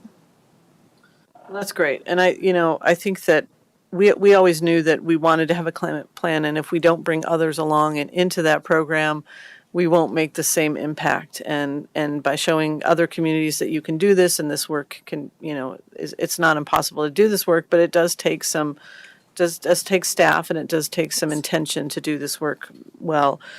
So I appreciate those partnerships that you've been able to make, Heidi. That's remarkable. Yeah, I mean, Estes Park does have some work to do. I was there this past weekend, and I did the, where you buy the shuttle pass and get, because I can't, but I was glad to see how many people were doing that, and I think more of that kind of work around getting people onto public transportation and not driving a single vehicle into the park and around the town is so I would imagine that they'll look at doing more of that kind of work. Oh, yes, I imagine so. And the town of Estes Park, they would have loved to have been here today. But of course, there's challenges getting from here to there. They definitely have been implementing already. They have quite a suite of electric vehicle charging stations. They have quite a suite of programs with regard to recycling.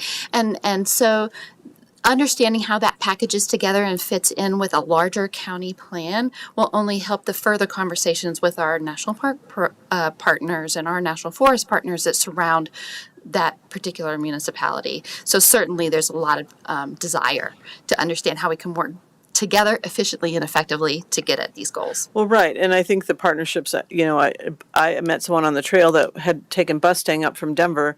We don't have a Bustang route that runs down 34, but there's one that comes up 36, and so, I think that there's just a lot of opportunity to make changes and behavioral changes and help people do that. So, and I think about, when Estes Park presents their Visit Estes Park plan to us, they talk about this, and I won't maybe get the term right, but some kind of stewardship, or they talk about they talk about how they want to incorporate that into their tourism planning, right? Is that we need to preserve this, and yet, if we're not doing a good job with all the cars and the people that are moving through there. I think they would also be a really great partner, and I'm sure that the city plans to engage with them as well. Well, this is remarkable work. I'm really glad to have more bandwidth to be able to do this work, more people excited about doing this work. So I really appreciate the partnerships that you've been able to make across. I mean, now we're crossing really, we're really talking regionally because most of Johnstown is in Weld County. And so how can we keep the momentum going across even more spaces? So thank you very much for the work. This is great. Happy to support it. Thanks, Commissioner. Let's see, I have two questions, one building on a question that the Commissioner offered, and that is, and you may have said this, but I may not have heard it, who approached who? Did the county approach Johnstown and Estes Park, or did they approach us saying, we'd like to work with you, we're aware of this grant? How did that go about? I did offer the opportunity for all the municipalities within the county to join in on this grant application. So this was through our Climate Smart Future Ready executive team, who they are members and have been participating regularly. So it was an opportunity afforded to them, and they were excited about it. Thank you. And my second question is, looking at the dollar amount that you are seeking to, through this grant application, $528,000, that's enough to cover 3 positions plus benefits for the next 3 years? It's amazing. Yes, we will have 2 positions, not 3. And we'll have technical support from ICLEI, who will be providing the greenhouse gas inventory analysis. ICLEI is a nonprofit organization nationwide that supports local governments in establishing their greenhouse gas inventories. And so they will provide technical assistance, not a staff position. The 2 staff positions that we'll have will be supporting the town of Estes Park and Climate Smart Future Ready. Thank you for clarifying. And I guess, I suppose one follow-up question. Typically, we're very mindful about grants that add FTEs. I mean, this is for 3 years. What happens after 3 years? Or do you feel like the specific goals and objectives of this effort will be accomplished in 3 years, and then we'll have solved the climate change issue? Well, that would be great if we could solve climate change in 3 years. However, I'm not expecting that to happen. What I am expecting to happen is that for the town of Estes Park position, that they will evaluate what actions come out of their plan and where it is that they would like to emphasize work going forward, whether it be through continued partnership through Climate Smart Future Ready, or if they indeed need a continued staff position or contractors to continue that work. For the Climate Smart Future Ready position, I would expect that the work of this position over the next 3 years will really help to evolve the work of the action teams so that we can understand, do we really need additional support, or is there a member, one of those 30 members who's on those action teams, who's stepping up to take the role of the particular program that might be developed or the particular project that might come out of their work to help us reduce the greenhouse gas emissions. So it is an evolving process, and 3 years should give us sufficient time to understand what the needs are going forward to complete the plan. Great. Heidi, thank you for answering my questions. Orinda? I think I'll just add that this was the vision of Climate Smart and Future Ready, that the county would not take ownership of these, but rather Heidi serves more as the conductor with the orchestra playing the music.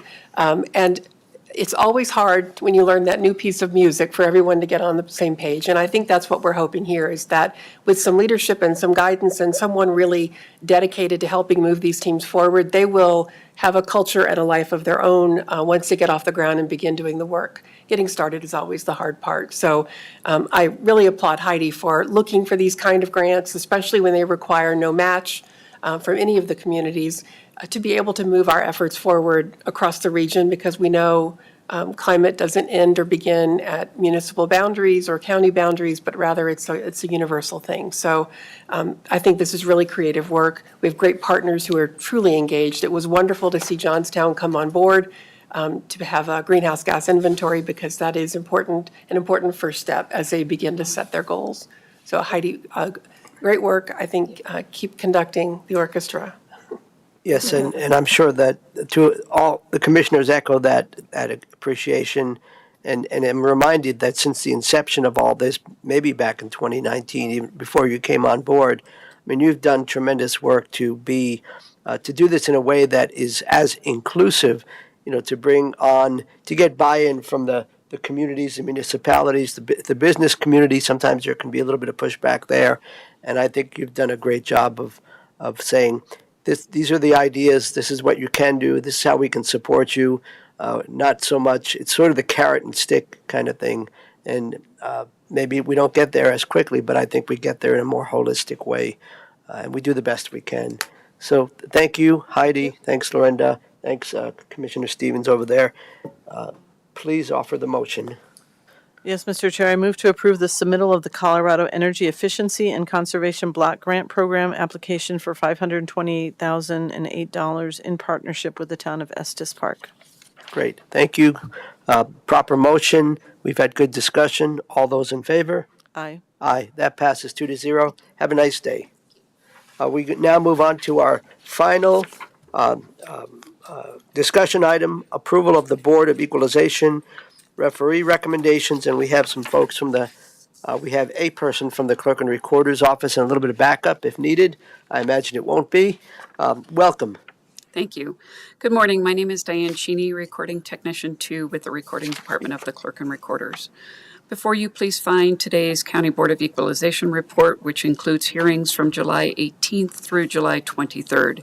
The agenda notes that this report will include hearings from July 18th through July 24th.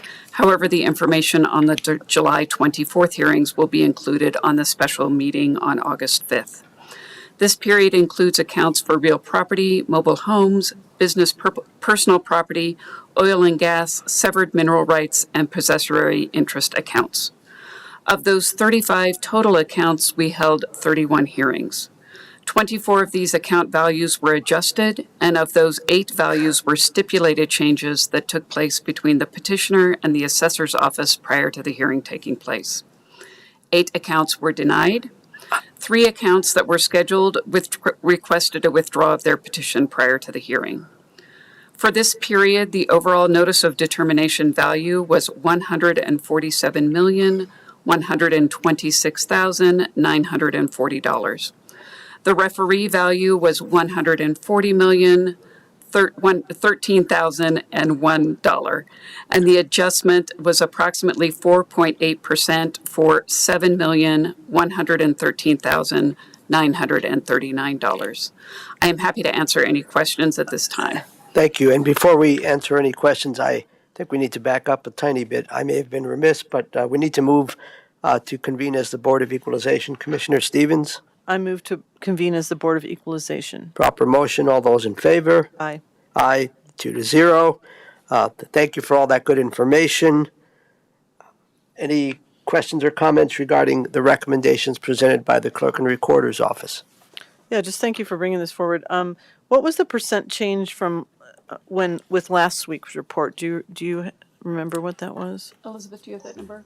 I believe it was over 10%. It was. Definitely more significant. It was over. Yes. It was over Yeah. 10% last week. Yeah, it was higher, Okay. though, actually. Yeah, that's what I was thinking. I'm wondering. Yeah, I mean, obviously, this is a lot smaller. Is there any? Is there any sort of rhyme or reason to like the percentage that you feel like has changed in any kind of way? I mean, I'm just wondering, like, is this pretty normal from past years? I mean, is it higher because, people have seen bigger increases? I'm just wondering if there's any trends to kind of point out here. I'm going to defer to Elizabeth on this. So I think one of the reasons for the larger differential last week was the majority of those properties were commercial properties. So their value obviously is significantly higher than maybe your typical residential property. So if there's an adjustment or even a stipulation in agreement between the petitioner and the assessor's office, it's usually for a larger amount, which can often increase. And I think that probably I think almost all the properties last week, if I recall, were commercial except for one or two. Yeah, I appreciate that. Yeah, it's interesting because we all, we work on this, you guys work on this, the assessor's office work on this. So there's kind of a, talk about collaboration on making this happen. So we appreciate what you're doing on your end. And it'll be interesting to see if this informs the assessor's office on, and I know you can't speak to that, but that, on some of the work that they're doing and how they're valuing, if they kind of take a look at some of these properties down the line or any trends that they see, just, kind of there's a lot of data here and there's not a lot of, way to sort of figure out what does this mean? Is this good? Is this bad? Are we doing a good job? Are the people, the referees doing a good job? So I guess we will, at the end of this season, we will kind of look back and see how we've done it. But I appreciate you bringing these numbers forward, and thanks for your work on this. Thank you. I don't have any questions. Just thank you for your presentation. Thank you for answering our questions. It's a good partnership that we have. Commissioner Stevens, would you do the next motion, please? I would, Mr. Chair. I move to approve the recommendations submitted by the Board of Equalization referee for the hearings held July 18th, 2024 through July 24th, 2024. Thanks, Commissioner. And before we act on that, did I miss anything that I... And just a note, these are just hearings from July 18th through July 23rd. The ones from the 24th will be on that April 5th meeting, or August 5th meeting, I'm sorry. Thank you for that. Should I remake the motion to reflect that? No, I think it's okay. I think it'll be captured and, yeah. So further discussion, further clarification, motion on the table. All those in favor? Aye. Aye, that passes 3-0. The recommendation's approving. Thank you. Thank you. We'll now do a third motion to come back as the Board of County Commissioners. That's yours. Yes, Thank you, folks. Thank you. Thank you, Mr. Chair. I move to adjourn the meeting as the Board of Equalization and reconvene as the Board of County Commissioners. Proper motion. Don't believe there's any further discussion on that one. All those in favor? Aye. Aye, that passes 2-0. We have concluded our morning's work. We are now to the county manager's update. Lorinda, you're on. Thank you. I'll keep it relatively short.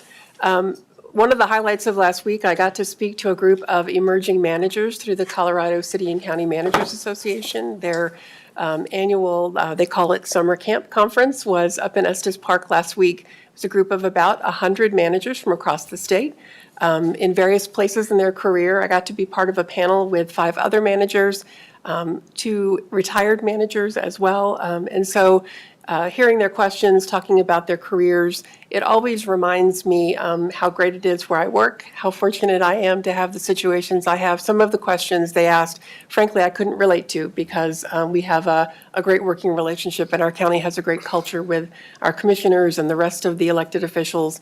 So that was a nice treat to be reminded of that. But also finding people early in their career and being able to provide advice and network with them was really rewarding. The other thing I'll say is that I wanted to make the public known that the Bison Center, which is our Natural Resources Administrative Office, is closed today. It is in the voluntary evacuation zone. Phones are still working, website is still working, folks are still working. They're just working remotely, not out of that site. All of our reservoirs, so Pinewood, Flatiron, and Horsetooth are closed Horsetooth is closed to recreation because it's a designated water site where the helicopters are pulling water to fight the fire. So for safety's sake, we're closing those as well. Carter Lake remains open for now. The department feels that that one is still safe to operate, but watch for more information. Certainly before you go to Carter Lake, check the county's website to make sure that it remains open as fire may change and evolve. And I think that is, that's my report. Thank you. Great, thank you, Lorinda. Thanks for sharing those important announcements and the experience up in Estes Park, helping all the other managers learn the Larimer way. Commissioner, do you have any questions or comments for the county manager? I don't. Just thank you for your leadership. Okay, then we'll move on to, yes, Commissioner Activity Reports. Commissioner Stevens. I will be brief as well. So on Tuesday, Carrie Weiner from our Director of Extension and I went to Timnath. So we are taking Extension on the road, talking to different communities about what kind of needs they have from Extension and introducing them to all the programs that Extension provides. And we had fewer questions and maybe a little bit less curiosity in Timnath than we did in Estes Park, but we will continue the road show and we will be ultimately going to Red Feather Lakes and a lot of the other communities to find out how we can provide more extension opportunities in those communities. So it's been very interesting and a good experience. On Wednesday, thank you, Commissioner Kafalas, for joining the mock administrative matters meeting. I felt like that went really well. For folks who don't know, we sort of walked people through what these meetings are like. Sometimes these meetings can be confusing. People don't understand the terminology we're using. They may be uncomfortable to speak at the podium. And so we really just broke down everything that we do at these meetings. We had a great turnout. We had language justice there, so we had a simultaneous translation into Spanish. And we actually had people come and practice speaking, practice public comment. One person did speak in Spanish, so that was nice to have the translation services there. And people asked a lot of questions about why we do things, how we do things, what our collaboration is with the city. There were wonderful questions. We had a group from that was doing a democracy Terry, who was here filming. There was someone from Colorado in here. So I think that it went really well. It's something I think we'd like to continue doing. I hope Commissioner Kafalas had a good time. I certainly really had a good time just hearing from regular folks and seeing Bernie and Barb were there, and Bernie, while he's come to dozens and dozens of our meetings, has never done public comment. So it was fun for him to take a turn and do that. So it was a great experience. Thank you to Jordan for setting it up. And we will look at doing those in the future. We've had requests to do them in the evening potentially, but we'll keep kind of doing it because it's great to bring people into local government and to explain what we're doing. We work for the people, and they should understand what we're doing and be comfortable and welcomed to engage with their local government. So I think that was a great opportunity to foster that. We had our last fair board meeting before the fair on Wednesday night. That was great. We are looking forward to all the fair activities. We've already had the parade. We had the parade this weekend, but the fair board is busy. They put on the parade. They put on the Queen's barbecue. They put on the pancake breakfast. They get all the volunteers for the fair. This is, I selfishly think it's the hardest working board in the county because they not only meet monthly, but they are pretty much 24/7 at the fair and prepping for the fair. And if you go to the fair there, you're also your golf cart drivers. So you will see them. Please thank them if you go to the fair because they are working hard to make the fair a success. On Thursday, we had our, I put a NAPME down and I couldn't remember what it meant. We had our non-attainment area air pollution mitigation enterprise board meeting. We are, as I've said before, looking to get out funding, starting in or accepting applications for funding for those dollars starting in September. Those dollars would go towards transportation projects in the non-attainment area that not only prove that they lower ground level ozone levels, but that they address issues in disadvantaged and disproportionately impacted communities. So I hope that our community will apply for some of those dollars, and communities across the region will as well. And then, like I said, on Saturday, we had the fair parade. It was very successful. It was fun. Commissioner Kavalis walked the entire time. I did not. I sat on a truck and waved my hands. But it was great. It was great to see all the 4-H clubs out. They had people had floats. We had Pam Heaney was the master of ceremonies that got to ride in the beginning of the parade. She was a longtime 4-H and extension worker who just recently retired. So I think that was great. Loveland turned out in a big way. There were a lot of kids that were eager to get candy along the side of the road. But I think it really did set up some excitement for the fair that's coming up, and the fair starts on August 2nd, so we hope to see y'all there. Thank you. Thanks, Commissioner. I'll just mention two things that haven't been already mentioned. And I do think the mock administrative matters meeting was really great. It's a great idea. Hopefully we can replicate that. And I do believe that you'll be coming up to Red Feather Lakes in September for our September meeting with your Larimer County Extension Showcase. The two things that I wanted to mention, let's see, on Saturday after the parade in the Martinez Park, there was something called Health View by Nature that was organized by CSU Larimer County Extension, and it was really a great event. They had all kinds of vendors, the health district, public health, all those folks, a lot of good information, a lot of CSU students doing some interesting projects and research for their PhD, for their doctorates. One was a virtual reality kind of thing regarding nature. And then they also had culturally based Zumba. So they had, like for an hour, people were doing Zumba in the shelter there. So that was a really great event, and I hope they're able to replicate it. And again, folks could get information about nature, the importance of nature, and do a little bit of Zumba. And then they had healthy food or healthy snacks at around 12:30. The other thing I'll just mention is, so on Friday, I had the privilege to go out to the Soldias farm, George and Nancy Wallace. George, they're both institutions. George has served on the Ag Advisory Board, among other things, for 27 years. We acknowledged that 2 years ago, but then he kept going, somewhat at my insistence. In any event, good human beings, and I hadn't been out to their farm in a long time, so we did a walkabout. And I mean, it's just amazing what they're doing. They have 250 acres. They're mostly growing hay, but they're doing things as best as anyone can in a sustainable way. They've created all kinds of really interesting and incredible wildlife habitat restoration, wetlands, and other kinds of sustainable practices when it comes to growing food and all of that. So that was a wonderful walkabout. Hope to continue our conversation, and we had some ideas about how we might further thank them. I've invited them to join me for the rodeo. I need to follow up with George, and we have another idea, but I don't think George or Nancy want another plaque, so we'll move on from there. But that's all I have to share. We'll move on. We have two executive sessions. One is not of a legal nature.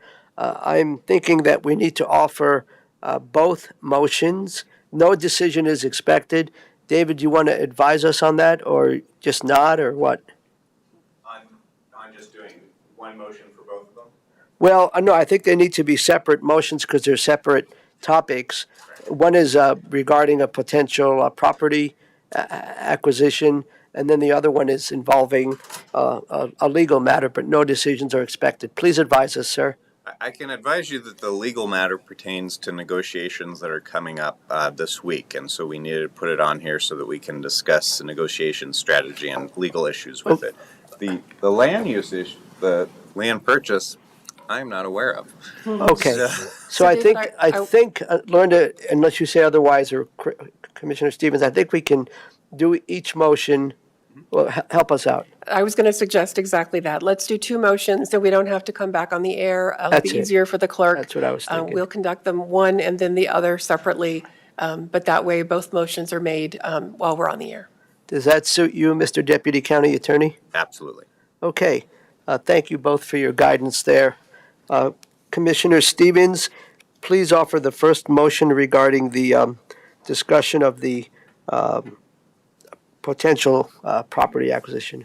Yes, Mr. Chair, I move that this board goes into executive session pursuant to Colorado Revised Statutes 24-64024A, purchase, acquisition, lease, transfer, or sale of any real or personal property. Thank you. Proper motion. All those in favor? Aye. Aye. 2-0. Please offer the second motion. Yes, Mr. Chair, I move that this board move into executive session pursuant to Colorado Revised Statutes 24-64024B and E, conferences with an attorney for the purpose of receiving legal advice on a specific legal question and determining positions relative to matters that may be subject to negotiations, developing strategy for negotiations, and instructing negotiators regarding estate of Brent Thompson versus Lorenzo Lujan, 2024 CV 30299. Thanks, Commissioner. Proper motion. All those in favor? Aye. Aye. 2-0. So again, for the public's sake, we will now move into executive session for two separate topics. No decision is expected, and so we will not be returning.